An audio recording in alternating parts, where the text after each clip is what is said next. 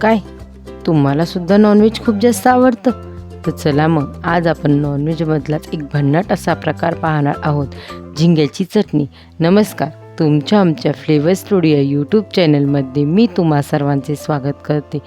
अगदी 5 ते 10 मिनिटांमध्ये तयार होणारी गरमागरम झिंग्याची चटणी बनवण्यासाठी येथे मी अर्धी वाटी झिंगे घेतले आहेत. येथे मी छोट्या आकारामध्ये जे झिंगे मिळतात ते घेतले आहेत. आता आपण या झिंग्यांना 2 ते 3 पाण्याने स्वच्छ धुवून घेणार आहोत. झिंगे धुवून झाल्यानंतर आता आपण चटणी बनवण्यास घेऊ. त्यासाठी येथे मी कढईमध्ये 2 टेबलस्पून तेल गरम करून घेतले आहे. तेल गरम झाल्यानंतर त्यामध्ये 1 टीस्पून जिरे, एक मोठ्या आकाराचा बारीक चिरून घेतलेला कांदा टाकून घेऊ. आता आपण या कांद्याला हलकासा गुलाबी रंग येईपर्यंत तळून घेणार आहोत.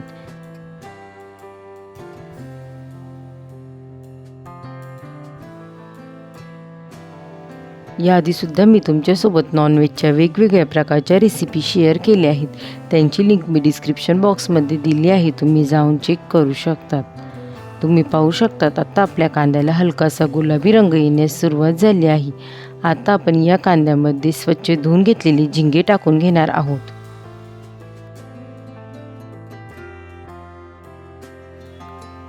स्वच्छ धुवून घेतलेले झिंगे टाकून झाल्यानंतर आता आपण हे सर्व चांगल्या प्रकारे मिक्स करून घेऊ व आता आपण या झिंग्यांना या कांद्यासोबत चांगल्या प्रकारे तळून घेऊ.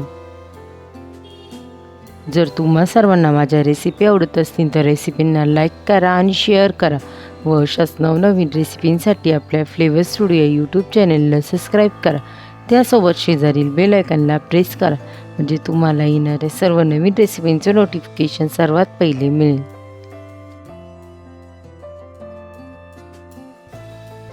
1 ते 2 मिनिटांनंतर तुम्ही पाहू शकतात आता आपले झिंगे छान असे तळले गेले आहेत.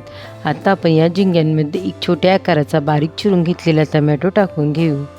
टमॅटो टाकून झाल्यानंतर आता आपण हे सर्व चांगल्या प्रकारे मिक्स करून घेऊ व आता आपण आपल्या या टमॅटोला छान असा मऊसूतपणा येईपर्यंत तळून घेऊ.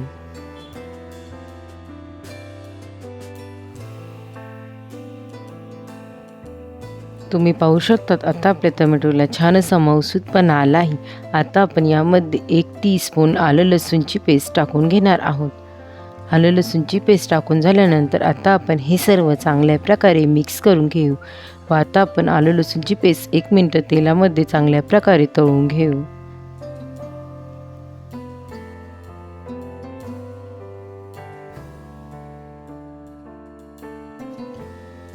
एक मिनिटांनंतर आता आपल्या आलं लसूणचा कच्चेपणा दूर झाला आहे. आता आपण यामध्ये काही पावडर मसाले टाकून घेऊ.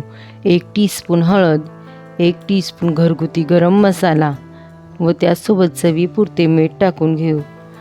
झिंगे हे ऑलरेडी थोड्या प्रमाणात खारट असे असतात, त्यामुळे मिठाचा वापर करताना थोडा कमीच ठेवावा.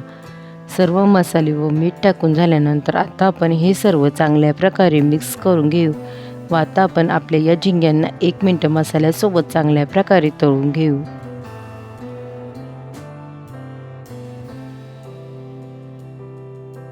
एक मिनिट मसाले झिंग्यांसोबत छान असे तळून झाल्यानंतर आता आपण या चटणीमध्ये बारीक चिरून घेतलेली कोथिंबीर टाकून घेऊ व गॅस बंद करून घेऊ. गरमागरम भाकरीसोबत ही झिंग्याची चटणी अप्रतिम अशी लागते. एकदा नक्की ट्राय करून पहा व ट्राय करून झाल्यावर रेसिपी कशी वाटली मला कमेंट करून नक्की सांगा. रेसिपी आवडली असेल तर रेसिपीला लाईक करा, शेअर करा व चॅनलला सबस्क्राईब करा. पुन्हा भेटूया आपण अशाच एका नवीन रेसिपीसोबत. तोपर्यंत सर्वांनी काळजी घ्या. बाय.